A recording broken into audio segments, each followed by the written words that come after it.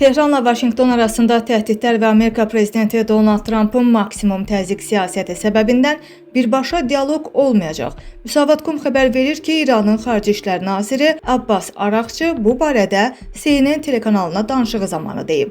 Bu məsələdə mövqeyimiz tamamilə aydındır. İran maksimum təzyiq siyasəti və səsləndirilən təhdidlər fonunda Amerika ilə birbaşa danışıqlara getməyəcək. Amerika tərəfinin İran və İran xalqına münasibətində hər hansısa bir dəyişiklik baş verməyənədək birbaşa dialoq olmayacaq. Hər gün səsləndirilən siyasət və ittihamlar fonunda biz Amerika tərəfi ilə birbaşa danışıqlara getməyəcəyik. Lakin dolayı yolla danışıqlar yolu açıqdır, deyə Abbas Araqçı CNN kanalına bildirib. O əlavə edib ki, Tehranın əsas məqsədi ölkəni və xalqın maraqlarını müdafiə eləməkdir. Hakimiyyət bu məqsədin həyata keçirilməsi üçün heç bir fürsəti əldən verməyəcək.